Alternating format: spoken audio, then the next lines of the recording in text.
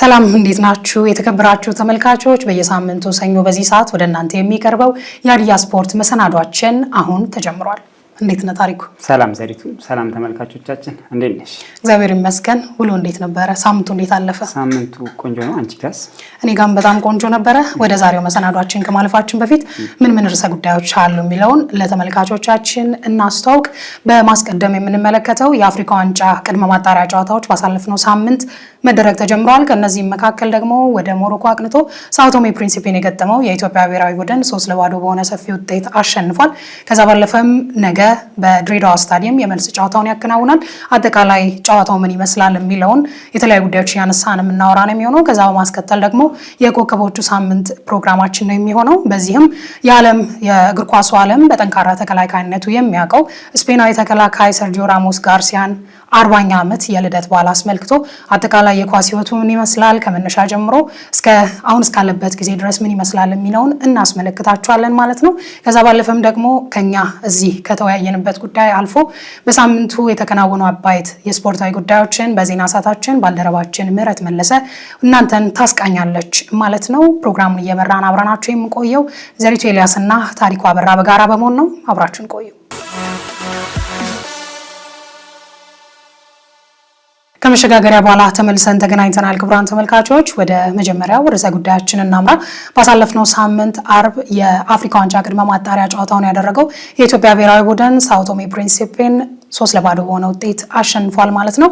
ያው በ23ኛ ደቂቃ ከናን ማርክነ በ32ኛ እና በ78ኛ ደቂቃ ደግሞ አቤል ያለው ግቦቹን ያስቆጠሩ ተጫዋቾች ናቸው ማለት ነው። ከዛ ባለፈም በነገው ዕለት የመልስ ጨዋታውን በድሬዳዋ ስታዲየም ያደርጋል ማለት ነው። አጠቃላይ ስለ ጨዋታውም አሁን ስላለበት ሁኔታም አንዳንድ ነገሮችን እናንሳ። በሞሮኮ ነበረ ይህ ጨዋታ የተከናወነው። እንዳነሳሹ 3-2 በሆነ ውጤት አሸንፏል። ጨዋታው ላይ አሰልጣኝ ዮሐንስ ሳሌ እንግዲህ ብሔራዊ ቡድን ከተረከቡ ከ10 ዓመት በፊት ነው ብሔራዊ ቡድን አሰልጣኝ የነበሩት። ከዛ በኋላ በድጋሚ ከ10 ዓመት በኋላ ይህን ብሔራዊ ቡድን መረከባቸው ይታወሳል። የመጀመሪያ የነጥብ ጨዋታቸው ምናልባት የወዳጅነት ጨዋታዎች ወይም የነጥብ ያልሆኑ ጨዋታዎች አላደረግም። የመጀመሪያ ጨዋታቸው ነው። 15 ቀን የፈጀ ዝግጅት እንደነበራቸው በአዲስ አበባ ይታወሳል። እና ይህንን ዝግጅት ተከናውኑ ከዛ ወደ ሞሮኮ አምርተው 3-0 በሆነ ውጤት አሸንፏል። በጨዋታው ላይ የነበራቸው የተወሰነ እንቅስቃሴ ለማንሳት ያክል ኢትዮጵያ ብሔራዊ ቡድን ግቦችን ያገኘበትን መንገድ እናንሳ። ከናንም አቤልም አንደኛውን ሁለተኛውን ግብ ሲያስቆጥሩ የተከላካዮች ስህተት እንደነበረ በደንብ ያየንበት ጨዋታ ነበር። አጠቃላይ ጨዋታው ላይ ኢትዮጵያ ብሔራዊ ቡድን የተሻለ እንቅስቃሴ ማድረግ የቻለበት በኳስ ቁጥጥሩም የበላይነት እንደነበረው የተመለከትንበት ጨዋታ ነበር። ምናልባት ጨዋታው ላይ ምስል ጥራት ችግር እንደነበረ ጥያቄ የሚነሳ ጉዳይ አይደለም። ብዙ ጥልቅ የሆኑ ሀሳቦችን ለማንሳት ምቾት የማይሰጥ የምስል ጥራት ላይ ቢሆንም ግን እንደ ብሔራዊ ቡድን ምናልባት የአፍሪካ ዋንጫ ቅድመ ማጣሪያ ውስጥ እንደመሆኑ መጠን ያው ጥሩ እንቅስቃሴ አርጓል ለማለት ተመጣጣኝ የሜዳ ላይ እንቅስቃሴ ነበረው የሚለውም ደግሞ በጎንዮሽ መነሳት አለበት ብዬ አስባለሁ። 3-0 ማሸነፉ ቡድኑ ከዚህ ፊት ኢትዮጵያ ብሔራዊ ቡድን ጥያቄ የሚነሳበት ግቦችን የማስቆጠር ደካማ ሁለትና ከዛ በላይ ግቦችን ብዙ ጊዜ የሚያስቆጠር እድሉ ጠባብ እንደሆነ ይታወቃል። ይሄን መንፈስ ማግኘቱ የአሰልጣኝ ዮሐንስ ሳሌ ቡድን ለነገ ጨዋታም የሚኖረው ራስ መተማመን ከፍ ያለ ነው። ወይም ደግሞ የነገውን ጨዋታ አሸንፎ ወደ ምድብ ማጣሪያ ጨዋታዎች ሲገባም ይሄ ሜንታሊቲ ለአጥቂ መስመር ተጫዋቾች የተሻለ እድል ይሰጣል ተብሎ ይታሰባል። ለ27ቱን የአፍሪካ ዋንጫ በምስራቅ አፍሪካ ነው የሚካሄደው። ዩጋንዳ፣ ኬንያ እና ታንዛኒያ ነው የሚያዘጋጁት። ከ50 ዓመት በኋላ ይመስለኛል ይሄ ውድድር ወደ ምስራቅ አፍሪካ የሚመለሰው። 1976 ለኢትዮጵያ ካስተናገደችው በኋላ የዛኔ አልጄሪያ ነበር ሻምፒዮን ነበር። ከዛ በኋላ ምስራቅ አፍሪካ እንደዚህ አይነት አህጉራዊ ውድድሮችን የማስተናገድ እድል አልነበራትም። ይህን እድል ተጠቅማ በጣምራ የሚዘጋጀው ውድድር ላይ ጎረቤት ሀገር ላይ ነው የሚዘጋጀው። በዛ ውድድር ላይ መሳተፍ ኢትዮጵያ ብሔራዊ ቡድን ሀብሎ ጅማሮን ጀምሯል። ማጣሪያ ለመገኘቱ የብሔራዊ ቡድናችንን የደረጃ ጥያቄ በደንብ የሚከት ይመስለኛል። ጥቂት ሀገራት ወይም በእግር ኳስ ላይ ደረጃቸው ዝቅተኛ ላይ ያሉ ሀገራት ናቸው ቅድመ ማጣሪያ ውድድር የሚሳተፉት። አንደኛው ኢትዮጵያ ሆናለች። ከዛ በዛው በጨዋታው ላይ አሸንፋለች። ነገም በድሬዳዋ ስቴዲየም ከ5 ዓመት በኋላ ይህን የነጥብ ጨዋታ ያስተናግዳል። ምናልባት ለነገ ቅድመ ማጣሪያ ጨዋታ ብቻ ነው የተፈቀደው። ኢትዮጵያ ውስጥ ያሉ ስቴዲየሞች ጥያቄ ምልክት ውስጥ መግባታቸውን ጭምር የምንመለከትበት ይመስለኛል። ያለ ተመልካች ነው የሚካሄደው ጨዋታው። ይሄም ሌላ ጉዳይ ነው ብዬ አስባለሁ። የአሰልጣኝ ዮሐንስ ሳሌ ቡድን 3 ነጥብ ማግኘት ይችላል። በመጀመሪያው ዙር 3 ግብና 3 ነጥብ ማግኘቱ ለነገ ጨዋታ ይበልጥ ጥሩ ነው ብዬ አስባለሁ። እንዳጠቃላይ ግን ጨዋታው እንዴት ተመለከትሽ የሚለውን የተወሰነ ብታነሺ ደስ ይለኛል። ጨዋታውን መግቢያ ላይ እንዳልከው በሞሮኮ ነበር የተካሄደው። ሁለቱም ቡድኖች ወደ ሞሮኮ አቅንተው ነበረ ጨዋታውን ያደረጉት። በደንብ ከተመለከትነው በተለይ ደግሞ ግቦቹ የኢትዮጵያ ብሔራዊ ቡድን ያገኛቸው ግቦች በተከላካይና በተለይ የመጀመሪያው ከናን ማርክን ያስቆጠረው ግብ በተከላካይና በግብ ጠባቂ ስህተት የተቆጠረ ግብ ነው፣ ያው በመጀመሪያው አጋማሽ ላይ። ከዛ በኋላ ግን በአቅሙ ሳኦ ቶሜ ፕሪንሲፔ ተከላክሎ ለመጫወት ሞክሮ ነበረ። ነገር ግን በተለይ ደግሞ 78ኛው ላይ ያስቆጠራት አቤል ያለው ያስቆጠረውን ጎል እንደምንም የተገኘች ጎል ነበረች ማለት ነው። ከዛ ባለፈ ያው በአቅም ደረጃ ስናይ ቅድመ ማጣሪያ ጨዋታ የሚያደርጉ ሀገራት አንተም እንዳልከው ዝቅተኛ ደረጃ ወይም ደግሞ በደንብ በእግር ኳሱ ጠንከር አላሉም ተብሎ የሚታሰቡ ሀገራት ናቸውና ጨዋታውን የኢትዮጵያ ብሔራዊ ቡድን በበላይነት አጠናቋል ማለት ነው። በነገው ዕለት በድሬዳዋ ስታዲየም የሚደረገውን ጨዋታ ስናነሳ ደግሞ ያው በ3-0 በሆነ ውጤት እንደማሸነፉ ደግሞ በመልስ ጨዋታም ይበልጥ ደግሞ ጠንክሮ መጫወት አለበት ብለን እናስባለን። ከዛ ባለፈ ብዙም ትንሽ ስጋት የሚፈጥር ነው ብዬ አላስብም። ምክንያቱም ያንን 3 ጎል አሸንፎ ማለፍ አለበት ብዬ አስባለሁ ሳኦ ቶሜ ፕሪንሲፔ። ለዛም ብዙም አስጊ አይደለም ብዬ ነው የማስበው። ጨዋታው ያው በኢትዮጵያ ብሔራዊ ቡድን የበላይነት የታየበት ነበር ማለት ይቻላል። ትክክል ነች።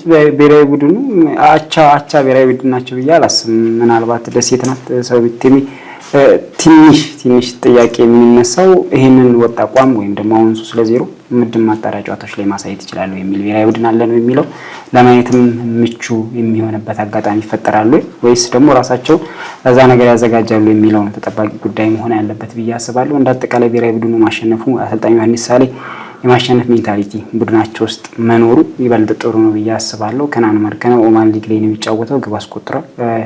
አቤል ያለው ከግብጽ ከመጣ በኋላ በኢትዮጵያ ፕሪሚየር ሊግ ኮከብ አግቢ እንደሆነ ይታወቃል።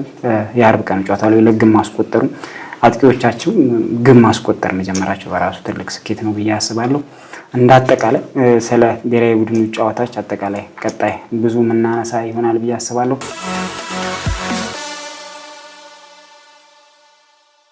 ቀጣዩ መሰናዷችን እንለፍ። ቀጣዩ መሰናዷችን የሚሆነው እኛ እዚህ ማንሳት ያልቻልናቸውን ጉዳዮች በሳምንቱ የተከናወኑ አበይት ስፖርታዊ ጉዳዮችን በዜና ሰዓታችን ባልደረባችን ምህረት መለሰ ታስቃኘናለች። ዜናዎቹን ተከታትለን ከኛ ጋር ተመልሰን እንገናኛለን።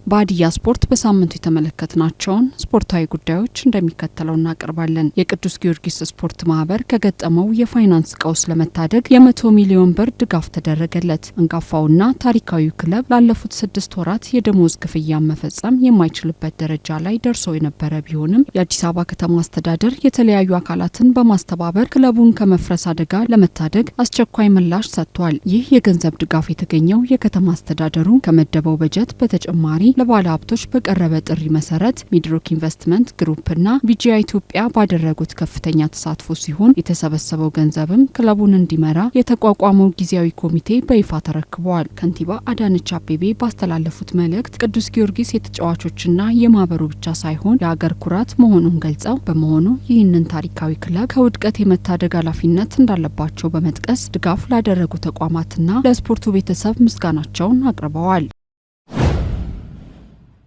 ከባህር ማዶ ወደ ያዝናቸው ዜናዎች ስንሻገር ፈረንሳዊ አማካይ ዲሜትሪ ፓዬ ከ21 ዓመታት የእግር ኳስ ቆይታ በኋላ በይፋ ጫማውን መስቀሉን ባሳለፍነው ሳምንት አስታውቋል። የ38 ዓመቱ የቀድሞ የዌስትሃምና የማርሴይ ኮከብ ይህንን ውሳኔ ይፋ ያደረገው ባሳለፍነው ሳምንት የቀድሞ ክለቦቹ ማርሴይና ሊል ባደረጉት ጨዋታ የረፍት ሰዓት ላይ በሰጠው ቃለ መጠየቅ ነው። ፓዬ በብራዚሉ ቫስኮ ደጋማ የነበረውን የ2 ዓመት ቆይታ ካጠናቀቀ በኋላ ላለፉት 9 ወራት ያለ ክለቡ የቆየ ሲሆን አሁን ግን በይፋ ከሜዳ ለመራቅ መወሰኑን ይፋ አድርጓል። የፓዬ ፕሮፌሽናል እግር ኳስ ጉዞ መነሻውን በፈረንሳዩ ናንተስ ክለብ ያደረገ ቢሆንም በተለይ በለንደኑ ክለብ ዌስትሃም በነበረው አጭር ጊዜ አስደናቂ ቆይታ በደጋፊዎች ዘንድ ልዩ ተወዳጅነትን አትርፏል። ለለንደኑ ክለብ በ60 ጨዋታዎች 15 ግቦችን ያስቆጠረ ሲሆን በኦሎምፒክ ማርሴይ ደግሞ በሁለት የተለያዩ የቆይታ ጊዜያትን በ326 ጨዋታዎች 78 ግቦችን ከመረብ አሳርፏል። በተጨማሪም በ2016 የአውሮፓ ዋንጫ ፈረንሳይ እስከ ፍጻሜ በደረሰችበት ጉዞ ላይ የነበረው ከፍተኛ ሚናና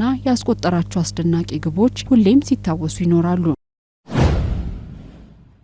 የአትሌቲኮ ማድሪድ የምንጊዜም ከፍተኛ ግብ አስቆጣሪ አንቷን ግሪዝማን በይፋ ለሜጀር ሊግ ሶከሩ ክለብ ኦርላንዶ ሲቲ ፊርማውን አኑሯል። ፈረንሳዊው የፊት መስመር ተሰላፊ አሁን ላይ ያለውን የውድድር ዓመት በአትሌቲኮ ማድሪድ ካጠናቀቀ በኋላ ወደ አዲሱ ክለብ ኦርላንዶ ሲቲ የሚቀላቀል ይሆናል። ይህ ዝውውር ግሪዝማን በአውሮፓ እግር ኳስ በተለይም በስፔን ላሊጋ የነበረውን ስኬታማ ቆይታ አጠናቆ ወደ አዲስ ምዕራፍ እንደሚሸጋገር ይፋ ተደርጓል። በአትሌቲኮ ማድሪድ ታሪክ ውስጥ ትልቅ አሻራ ጥሎ ያለፈው ግሪዝማን በአሜሪካው ክለብ ቆይታ ምን አይነት ብቃት ሊያሳይ ይችላል የሚለው በብዙዎች ዘንድ ጉጉትን ፈጥሯል።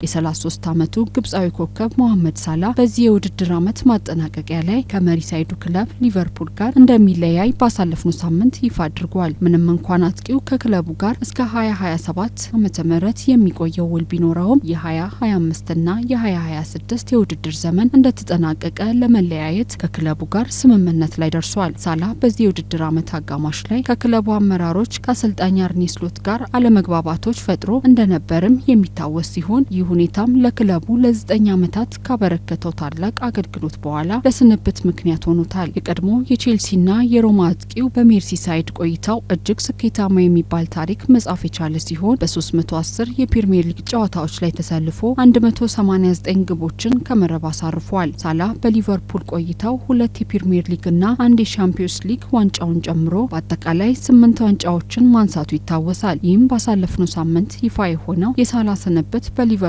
ደጋፊዎች ዘንድ የአንድ ታላቅ ምዕራፍ ማብቂያ ተደርጎ ተወስዷል።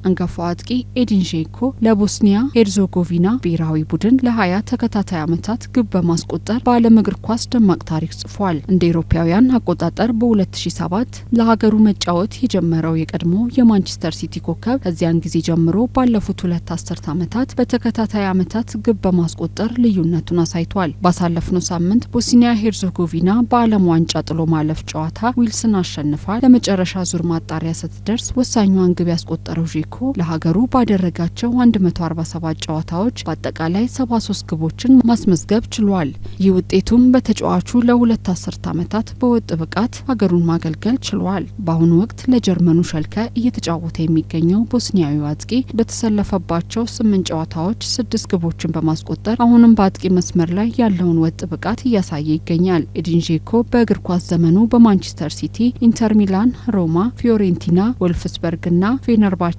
ስኬታማ ቆይታዎችን ማድረጉ ይታወሳል።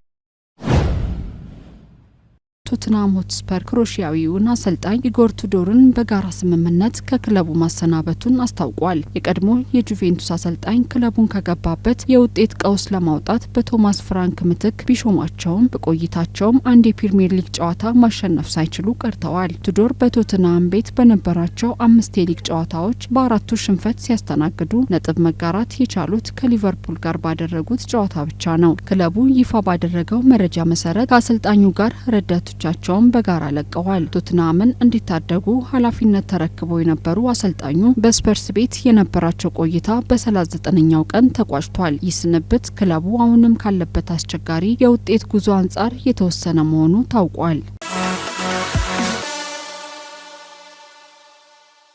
በባልደረባችን ምህረት መለሰ የተዘጋጁ አበይት ስፖርታዊ ጉዳዮችን ተከታትለን ከኛ ጋር ተመልሰን ተገናኘን። ቀጣዩ መሰናዷችን የሚሆነው የኮከቦቹ ሳምንት መሰናዷችን ነው የሚሆነው። የኮከቦቹ ሳምንት መሰናዷችን ላይ የተለያዩ ኮከቦችን የእግር ኳስ ዓለም ኮከቦችን እያነሳን ወደ እናንተ ወደ ተመልካቾች የምናደርስበት ፕሮግራም ሆኖ ይታወቃል። በዛሬው መሰናዷችን ደግሞ መላው ዓለም በጠንካራ ተከላካይነቱ የሚያውቀው ስፔናዊ ተከላካይ ሰርጂዮ ራሞስ ጋርሲያ 40ኛ ዓመት የልደት በዓሉን አስመልክቶ ያዘጋጅነው ፕሮግራም ነው የሚሆነው ማለት ነው። ያው ስለ ራሞስ ከዶክመንተሪ በፊት አንዳንድ ነገሮችን እናንሳ።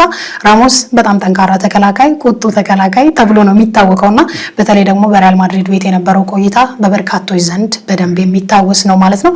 አንዳንድ ነገሮችን እናንሳ ስለ ራሞስ። ስለ ራሞስ ሰፊ ነገር ማንሳት ይቻላል ብዬ አስባለሁ። ምክንያቱም በእግር ኳስ ተጫዋችነት ቆይታው ትልቅ ስኬቶችን ማሳካት የቻለ ተከላካይ ነው። እኔ በተከላካይ ብቻ መፈረጁ ራሱ ልክ ነው ያላሰብ ለሀገሩ ለብሔራዊ ቡድን ትልቅ ግቦችን ማስቆጠር ወሳኝ ሰዓቶች ላይ ግቦችን ማስቆጠር የሚችል ተከላካይ ነው። እኔ የተወሰነ ከማንሳት በፊት ግን አንድ ጥያቄ ልጠይቅሽ። ሰርጂዮ ራሞስ ወደ እግር ኳስ ተጫዋችነት ብዙ ተመልካች እግር ኳስ ተጫዋችነቱን ሲያስበው የሚያስባቸው ነገሮች አሉና አንድ ቅስፈት ላይ ሰርጂዮ ራሞስን ስታስቢ በአእምሮሽ በፍጥነት የሚመጣው ነገር ምንድነው የሚለው የተወሰነ እስቲ ንገሪኝ።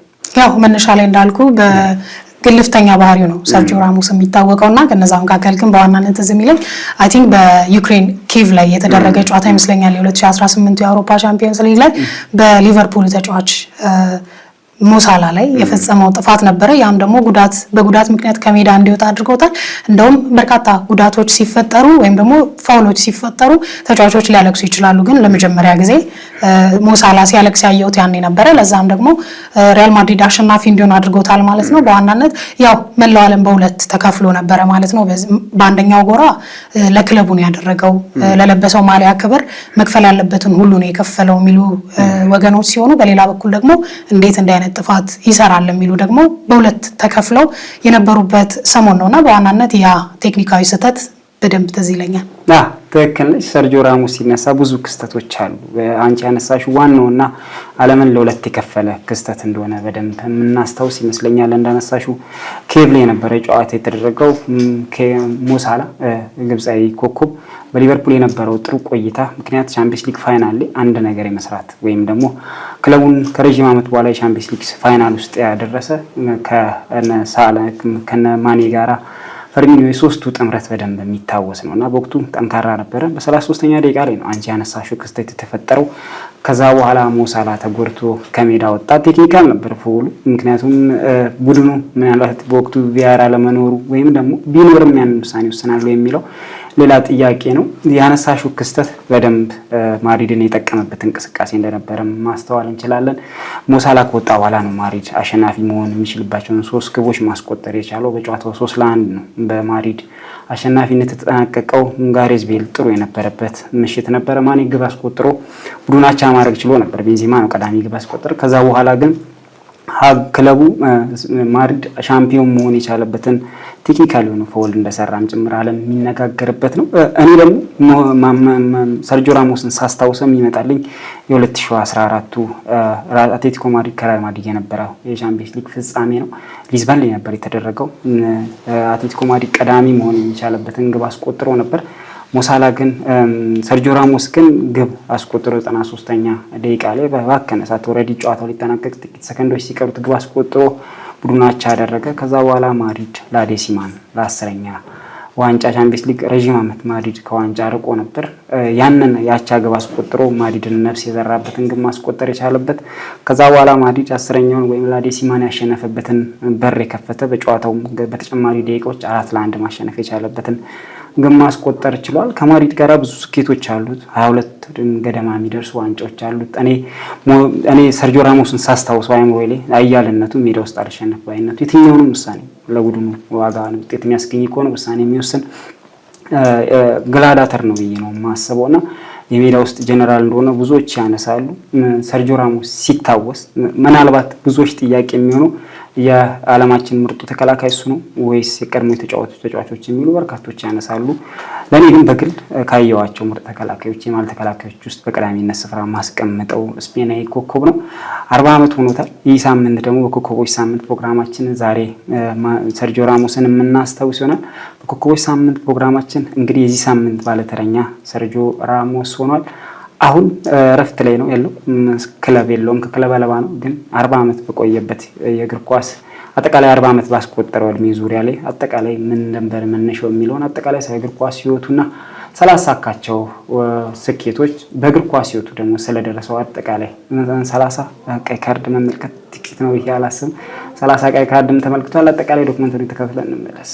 በሜዳ ላይ እንደ አንበሳ የሚያገሳ በቆራጥነቱ የተጋጣሚን ልብ የሚያሸብር ድል ለማግኘት ላቡንና ደሙን የሚያፈስ አጥንቱን የሚከሰክስ እውነተኛ የሜዳ ላይ ጀነራል፣ ያለቀለትን ጨዋታ ወደ ታሪካዊ ድል የሚቀይር የለበሰውን ማሊያ ክብር ለማስጠበቅ እስከ መጨረሻ እስትንፋሱ የሚዋጋው ያ የአንዳሉሲያው ቆራጥ መሪ አሻራ ዛሬም በሳንቲያጎ ቤርናባው ሳር ላይ አልደበዘዘም። በደሙ ውስጥ የአንዳሉሲያ በሬዎች ወኔ፣ በልቡ ውስጥ ደግሞ የነጩ ማሊያ የማይበገር ክብር የነገሰበት ያ ታላቅ ግላዲያተር እንደ አውሮፓውያኑ አቆጣጠር ማርች 30 ቀን 1986 በታሪክ ገጽ ላይ የእግር ኳሱ ዓለም የማይበገር ተዋጊዋን ከወደ ስፔን ያገኘችበት ቀን ነበር። ዛሬ በኮከቦቹ ሳምንት ፕሮግራማችን ስለ አስደናቂው አምበል ሰርጂዮ ራሞስ ጋርሲያ እናወሳለን። ጽናት፣ መሪነትና ድል በአንድ ላይ የነገሱበት የግላዲያተሩ ሳምንት አሁን ተጀምሯል። አብራችሁን ቆዩ።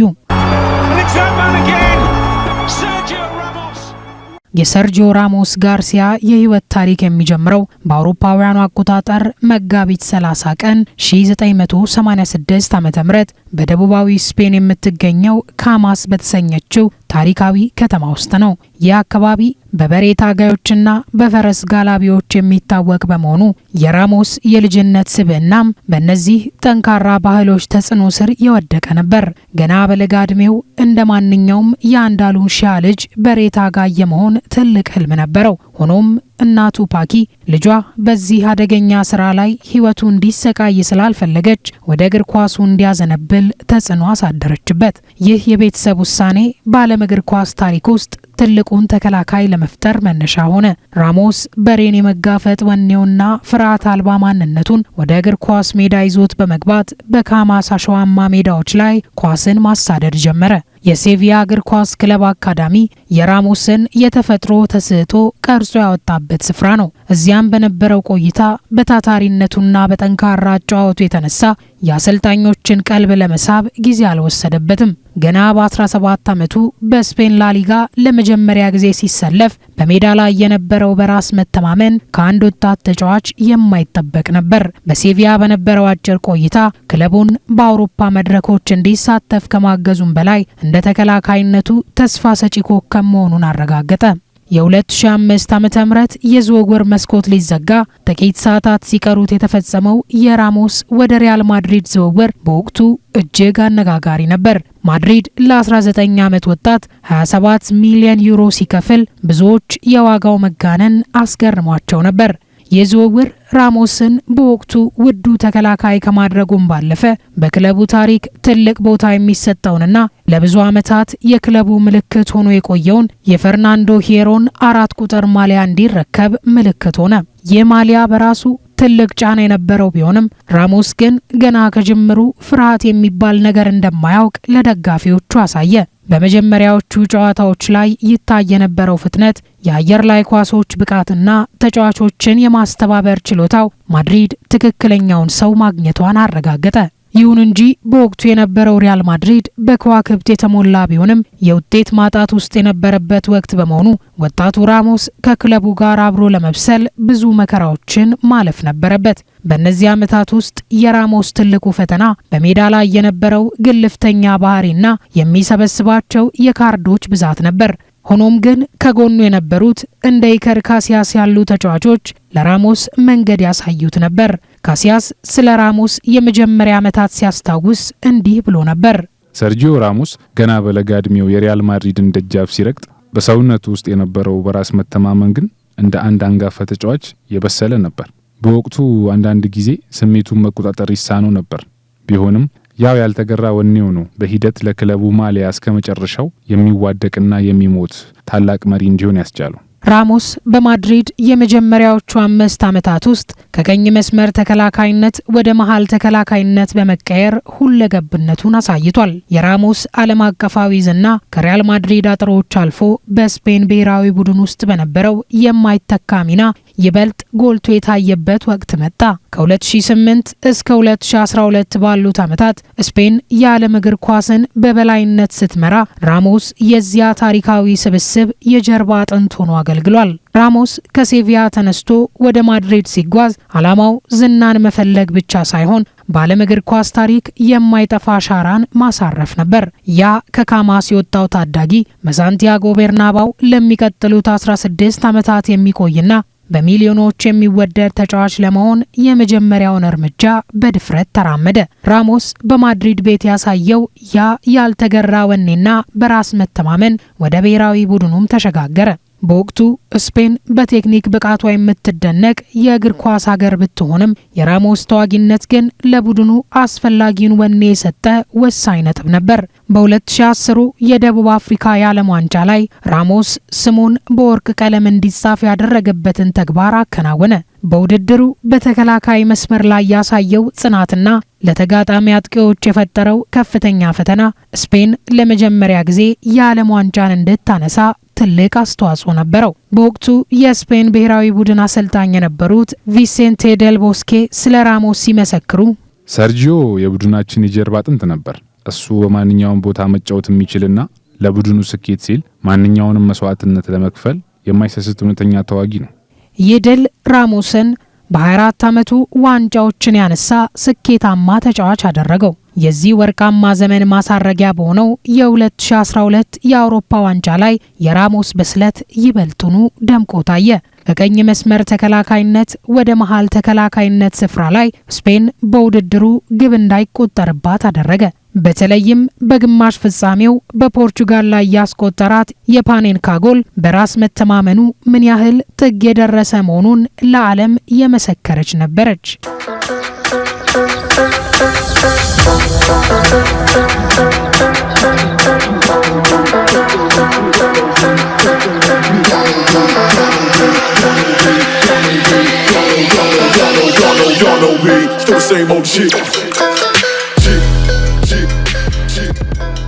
በሪያል ማድሪድ ታሪክ ውስጥ ለ10 ዓመታት ያህል የናፈቀው 10ኛው የአውሮፓ ሻምፒዮንስ ሊግ ዋንጫ ወይም ላዲሲማ እውን የሆነው በሰርጂዮ ራሞስ የማይበገር ወኔ ነው። በ2014 ዓ.ም በሊዝበን በተደረገው የፍጻሜ ጨዋታ ማድሪድ በአትሌቲኮ ማድሪድ ተመርቶ ጨዋታው ሊጠናቀቅ ጥቂት ሰከንዶች ብቻ ሲቀሩ ራሞስ በተጨማሪ ደቂቃ ላይ በግንባሩ ያስቆጠራት ግብ የታሪክን አቅጣጫ የቀየረች ነበረች። ራሞስ ያንን ታሪካዊ ቅጽበት ሲያስታውስ ያቺ ግብ የእኔ ብቻ ሳትሆን የብዙ ዓመታት ጥረትና የደጋፊዎቻችን ጸሎት ውጤት ናት ይላል። ኳሷ መረቡ ላይ ስታርፍ የተሰማው ስሜት በቃላት የማይገለጽና በሕይወቱ ካጋጠሙት ታላላቅ ደስታዎች መካከል አንዱ መሆኑን ገልጿል። የቡድን አጋሩ የነበረው ክርስቲያኖ ሮናልዶ በበኩሉ ያንን ግብ ሲያስቆጥር ሁላችንም በድሉ ላይ ሙሉ እምነት ነበረን። ራሞስ በትልልቅ ጨዋታዎች ላይ ሁልጊዜም የሚፈለግና ወሳኝነቱን በተግባር የሚያረጋግጥ ተጫዋች ነው። እሱ በቡድናችን ውስጥ በመኖሩ ለኛ ትልቅ መተማመኛ ከመሆኑ በላይ ሁልጊዜም በድል እንድንወጣ ብርታት ይሆነን ነበር። አሰልጣኝ ካርሎ አንቸሎቲም ራሞስን ማሰልጠን ለኔ ትልቅ እድል ነው። እሱ እንደ ተከላካይ ብቻ ሳይሆን እንደ መሪም ድንቅ ነው። በሊዝበን ያስቆጠራት ያቺ ግብ የእርሱን ቆራጥነትና እስከ መጨረሻው ሰከንድ ድረስ ያለመሸነፍ ባህሪውን የምታሳይ የህይወቱ ትልቅ አሻራ ናት።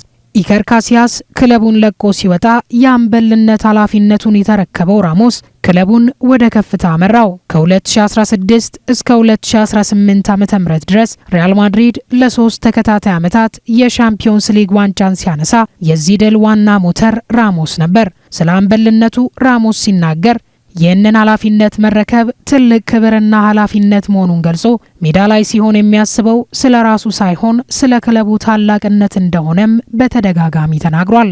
ሉካ ሞድሪችም ስለ መሪው ሲመሰክር ሰርጂዮ ራሞስ he was great defender። ሰርጂዮ ለኛ መሪ ብቻ አይደለም፣ እሱ የቡድናችን የልብ ትርታ ነው።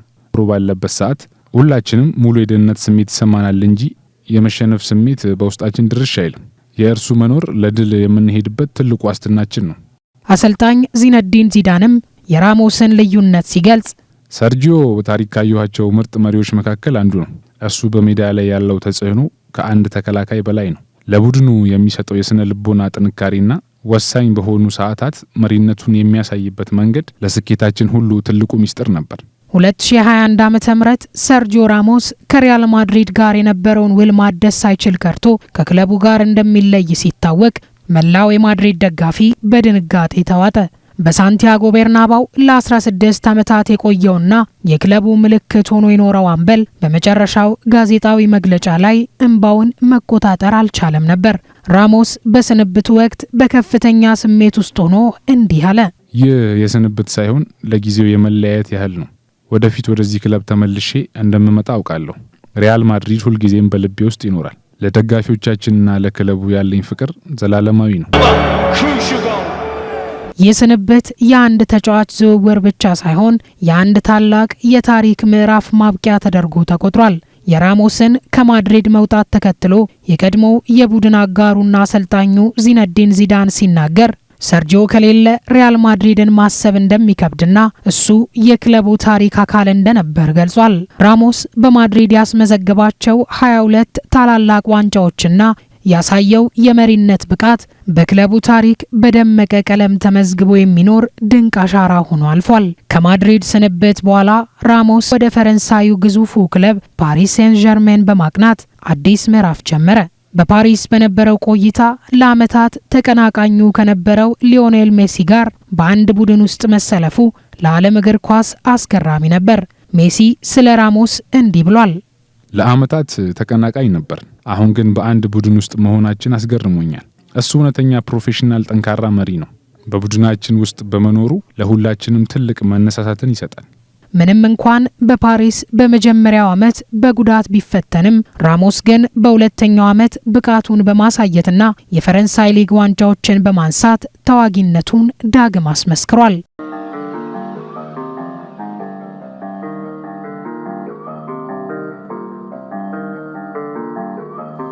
2023 ዓመተ ምህረት ራሞስ ከሳውዲ አረቢያና ከአሜሪካ የቀረቡለትን እጅግ ከፍተኛ የገንዘብ ጥያቄዎች ውድቅ በማድረግ የእግር ኳስን ሀሁ ወደ ተማረበት ሴቪያ በነፃ ዝውውር ተመለሰ። ራሞስ ወደ ሴቪያ ሲመለስ በስታዲየሙ የተገኙት በሺዎች የሚቆጠሩ ደጋፊዎች በከፍተኛ ሆታ የተቀበሉት ሲሆን ያ በወጣትነቱ ጥሏቸው የሄደው ልጅ እንደ አንድ የዓለም እግር ኳስ ንጉሥ ሆኖ መመለሱ ለከተማዋ ትልቅ ኩራት ነበር። የቀድሞ የቡድን አጋሩ ሄሱስ ናቫስ ስለ ራሞስ ሲመሰክር ሰርጂዮ እውነተኛ የሴቪያ ልጅ መሆኑንና መሪ ሆኖ መፈጠሩን ገልጿል። ራሞስ በሴቪያ ቤት በነበረው የመጨረሻው ምዕራፍ እንደገና ጥንካሬውን በማሳየትና ወሳኝ ጎሎችን በማስቆጠር ለክለቡ ያለውን ታማኝነት በተግባር አሳይቷል።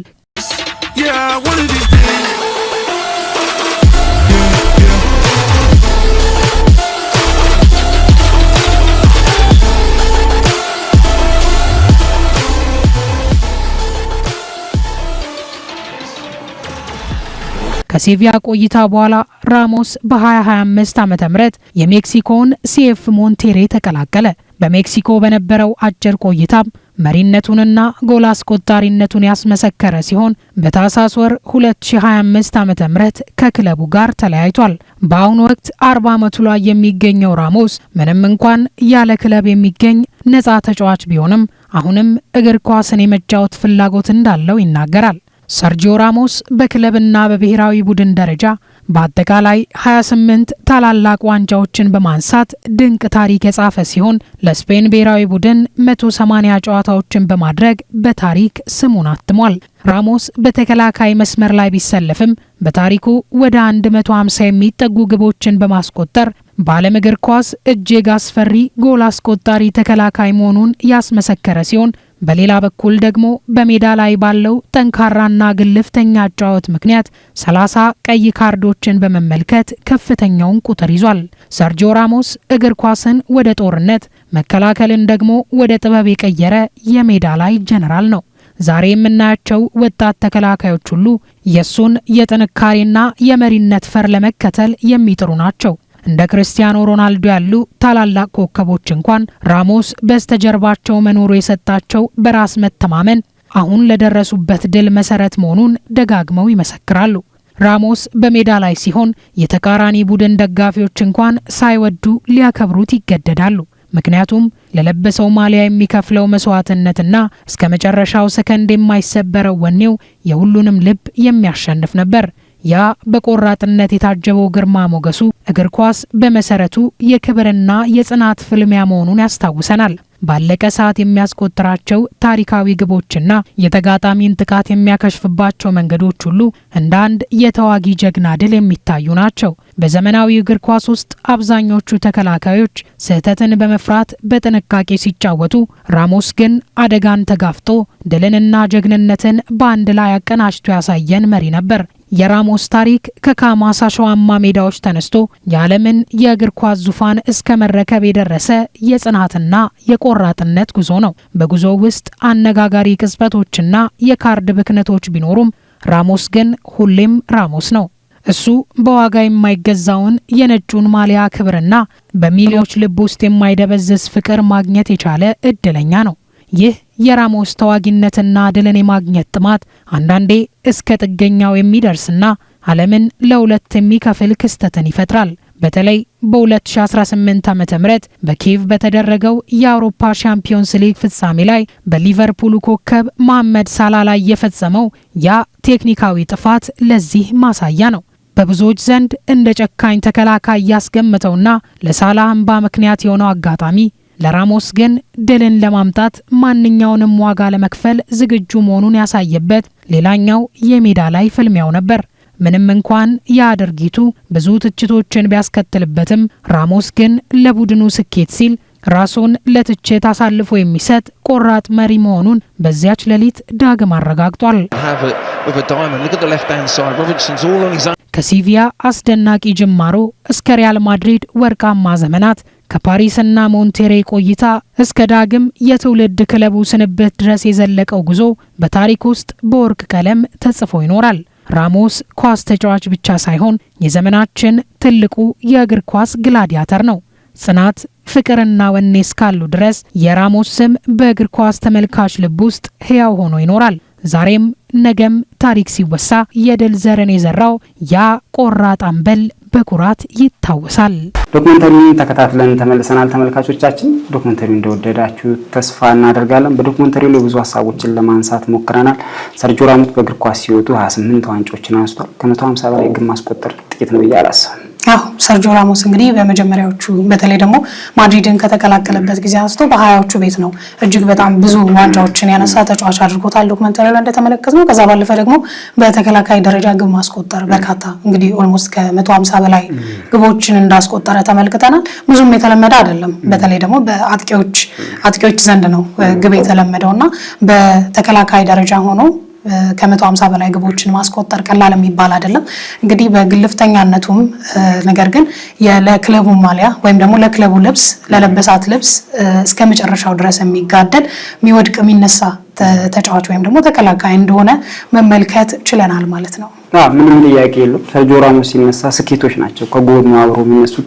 የአውሮፓ ዋንጫ 2008 ከሀገሩ ጋር ማንሳት ችሏል። 12 ላይ ደግሞ የዓለም ዋንጫ 2010 ወደ አፍሪካ የተካሄደው በአፍሪካ ለመጀመሪያ ጊዜ የዓለም ዋንጫ ሲስተናገድ ስፔን ነበረች ሆላንድን አሸንፋ 1-0 በኢኒየስታ ጎል አሸንፎ ዋንጫውን ማንሳት የጀመረ የዛ ቡድን ሌላ ልዩነት ከለር የፈጠረ በአሸናፊነቱ ጥሩ እንቅስቃሴ ማድረግ የቻለ በጀርመን ጋር የነበራቸው የፍጻሜ ማለፍ ጨዋታ ላይም ጥሩ የነበረ በፋይናሉም ጨዋታ ብዙ ሲታገል የነበረ ተከላካይ ነው። ከዛ በኋላ ማድሪድ 3 ተከታታይ ቻምፒየንስ ሊግ ሲያነሳ የቡድኑ ካፒቴን ሆኖ የመራም ጭምር እንደነበረ በደንብ የምናስታውስ ይሆናል። ብዙ ማንሳት ይቻላል፣ ግን ሰዓትና እኛ በተቃራኒ እየተጓዝን ነው። እንጠቅላለን። በርካታ ጉዳዮችን ማንሳት እንችላለን፣ ነገር ግን ሰዓት ይገድበናል ማለት ነው።